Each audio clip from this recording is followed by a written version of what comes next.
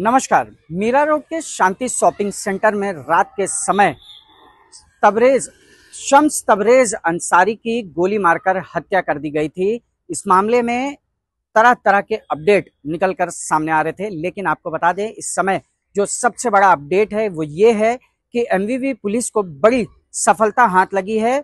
एमवीवी police की crime branch unit 1 की team ने यूसुफ आलम और उसके भाई सैफ को गिरफ्तार कर लिया है। आपको बता दें यूसुफ आलम को बदलापुर से गिरफ्तार किया गया है, तो वहीं सैफ को नाला सोपारा से गिरफ्तार किया गया है। सैफ की उम्र महज 22 साल बताई जा रही है और आपको बता दें कि इस हत्याकांड में जो पिस्तौल इस्तेमाल की गई थी वो पिस्तौल और 6 कारतूस भी सैफ के पास से बरामद किया गया है।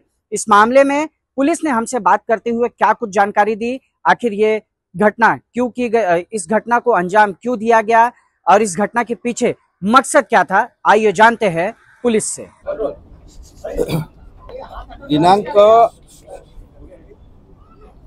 दिनांक 3 तारखेला साधारण 9:15 ते 9:30च्या सुमारास शांती शॉपिंग सेंटर जे नयानगर पोलीस स्टेशनच्या हद्दीमध्ये आहे तिथे शांती शॉपिंग सेंटरच्या एका जिन्याच्या जवळ एक अज्ञात इसमाने सोनू उर्फ शम्स तबरेज शहाबुद्दीन अंसारी याच्या डोक्यावरती फायरिंग केली आणि तिथून पळून गेला आणि या घटनेमध्ये सोनू उर्फ शम्स तबरेज शहाबुद्दीन अंसारी हे मयत झाले। त्या अनुषंगाने नयानगर पोलीस स्टेशनमध्ये CR नंबर 6/2025 कलम 103 61 2 BNS तसेच आर्म्स ॲक्ट 325 अंतर्गत गुन्हा दाखल करण्यात आला।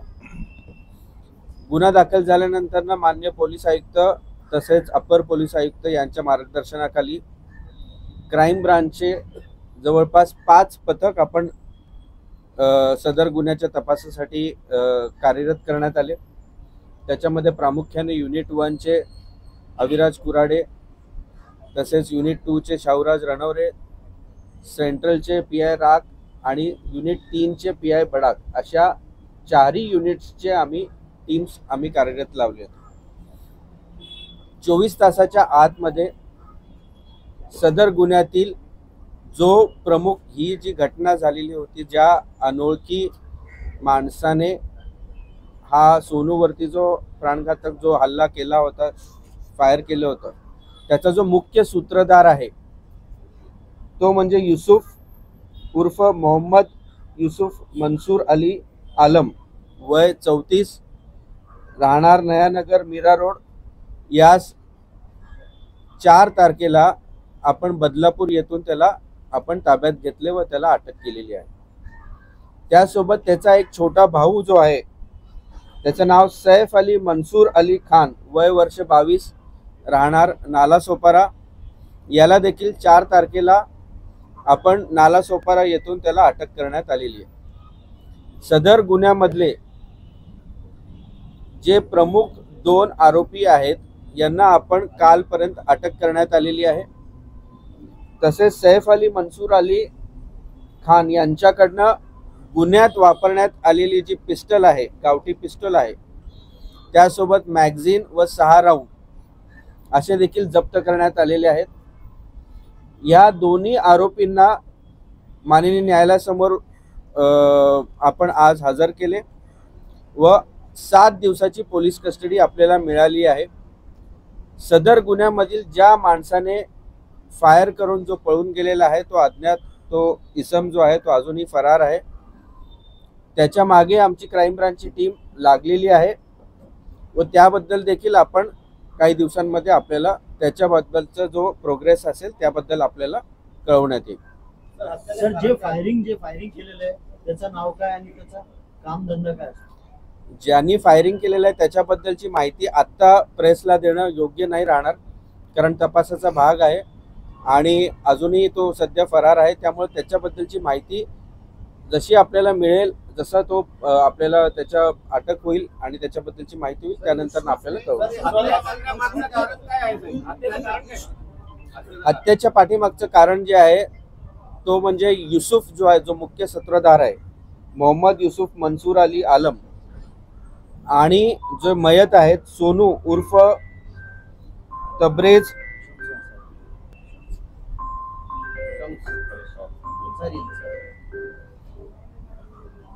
शहाबुद्दीन अन्सारी, ह्या दोघांचे एकाच प्रकारचे बेल्ट किंवा गॉगल्स अशा वेगवेगळे जे वस्तू आहेत ते विकण्याचा धंदा आहे त्यांचा. आणि तिथे त्यांचं शॉपिंग कॉम्प्लेक्समध्ये त्याचं दुकान देखील आहे सोनूचं. आणि हा युसुफ देखील तिथेच तो फेरीवाल्यांच्या, त्याचे पण 7-8 काहीतरी तो फेरीवाल्यांच्या सोबत त्याचा व्यवसाय असल्याची माहिती मिळते. आणि या अनुषंगाने बऱ्याच वर्षांपासून हे दोघेही एकाच बिहारमधले गया इथले आहेत आणि त्यांचे बऱ्याच वर्षांपासून एकमेकांचे वाद आहेत. त्या अनुषंगाने गुन्हे देखील नयानगर पोलीस स्टेशनमध्ये दाखल झालेले आहेत. त्यांचा तपास देखील नयानगर पोलीस स्टेशन करत आहे. यांच्या आपसी वादावरनं सदरचा प्रकार झाल्याचे प्राथमिक दृष्ट्या आपल्याला दिसून येत आहे. सर, युसुफच्या विरोधात अनेक तक्रारी आहेत, अनेक एलिगेशन्स आहेत की तो गुन्हेगारी पार्श्वभूमीचा आहे. वारंवार तो सांगत होता की मी गोळी मारणार, मी बंदूक आणणार, मी तुला शूट करणार. वेळेस पोलिसांनी जर ऍक्शन घेतली असती तर बहुतेक सोनूचा जीव वाचला असता, असं लोकांचं मत आहे सर. याबद्दल त्याच्यावरती जे गुन्हे आहेत सोनू युसुफचे, साधारणपणे 2025 मध्ये 1 गुन्हा आहे आणि 2024चे साधारणपणे 3 गुन्हे आहेत. व त्या अनुषंगाने त्याच्यावरती कारवाई देखील करण्यात आलेली आहे. इतर माहिती आम्ही नाही सांगू शकतो. 24 तारखेला बिहार मधून 2 व्यक्ती आले होते. ते सोनूला घेऊन एका हॉटेलमध्ये बसले होते. त्या चौघांनी घेऊन मद्यपान केलं. त्यांच्यासोबत ईशा व्यक्ती होता, तो इथे उपस्थित आहे. त्यावेळेस त्या दोघांनीही सोनूला धमकी दिली होती, तू सेटल कर अन्यथा तुझी आम्ही हत्या करू. काय सांगाल याबाबत? ते 2 व्यक्ती कोण आहेत? याबद्दलची माहिती आपल्याकडे क्राईम ब्रांचकडे नाही आहे, परंतु आपण त्यांच्याकडनं माहिती घेऊन त्या अनुषंगाने काय असेल तर आपण नक्कीच त्याबद्दल निश्चित तपास चालू आहे. युसुफच्या नातेवाईकांचे जेवढे त्यांचे भाऊ आहेत, बहीण आहेत, त्यांच्या सगळ्यांची चौकशी करण्यात येत आहे. त्यांचा देखील सहभाग या गुन्ह्यांमध्ये आहे.